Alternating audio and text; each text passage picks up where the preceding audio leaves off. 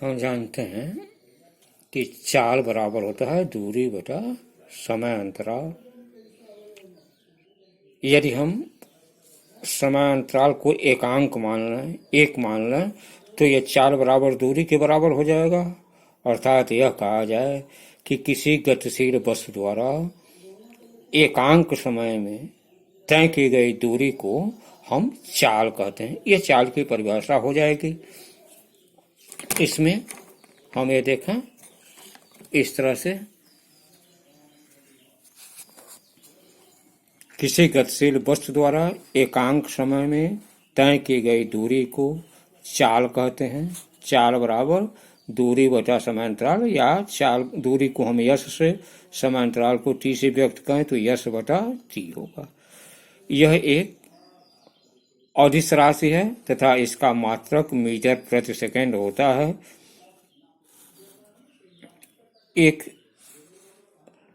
गतिमान वस्तु की चाल सदैव धनात्मक होती है। यह कभी भी ऋणात्मक या शून्य नहीं हो सकती है। सामान्यतः चाल चार प्रकार की होती है। जैसे देखें, पहला है एक समान चाल या स्थिर चाल।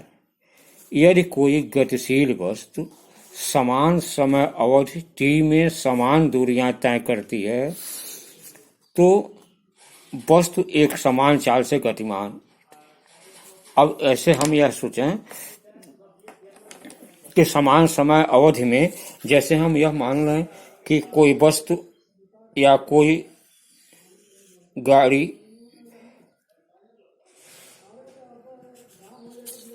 ए से बी तक 60 किलोमीटर प्रति आवर के हिसाब से चल रही है, और फिर बी से सी तक भी वह 60 किलोमीटर प्रति आवर के हिसाब से ही चल रही है, तो इसका मतलब कि इसकी चाल क्या है, एक समान चाल होगी। दूसरा है इसमें असमान चाल या अस्थिर चाल। यदि वस्तु समान समय अवधि में भिन्न भिन्न दूरियां तय करती है तो उसकी चाल असमान चाल कहलाती है।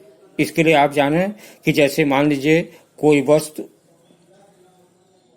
जैसे सड़क पर तमाम गाड़ियां चलती हैं, कोई वस्तु कभी यहां से यहां तक 10 किलोमीटर प्रति आवर के हिसाब से चल रही, तब तक जो है मान लीजिए ए से बी तक ये चली, और फिर बी से सी तक की दूरी 5 किलोमीटर प्रति आवर के हिसाब से चली। तो यह क्या है कि इन दूरियों में समय जो है, समय के साथ जो है ये दूरियां जो है भिन्न भिन्न दूरियों को क्या कर रही है, वह भिन्न भिन्न समय अंतरालों के हिसाब से तय कर रही है। तो यह चाल जो है असमान चाल कहलाएगी। दूसरा होता है औसत चाल। किसी गतिमान वस्तु द्वारा तय की गई कुल दूरी तथा दूरी तय करने में लगा कुल समय के अनुपात को वस्तु की औसत चाल कहते हैं।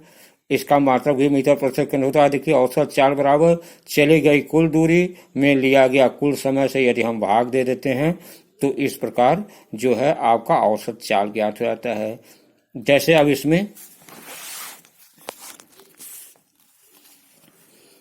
जैसे मानिए जब कोई वस्तु भिन्न भिन्न दूरियां S1, S2, S3 भिन्न भिन्न समय अंतराल T1, T2, T3 में तय करती है तो औसत चाल बराबर S1 plus S2 plus S3 plus plus और T1, T2, T3 इससे भाग देते हैं। इस प्रकार ये आपका औसत चाल आपका निकल आता है।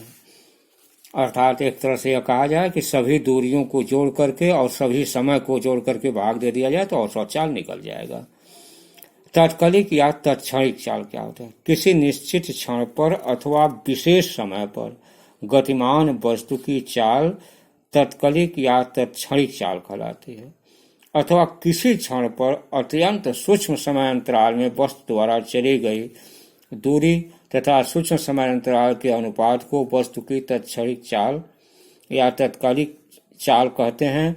माना किसी क्षण t पर गतिमान वस्तु द्वारा अल्प समयांतराल डेल्टा t में तय की गई दूरी डेल्टा s हो तो तत्कालिक चाल u इक्वल टू हो जाएगा डेल्टा s बटा डेल्टा t।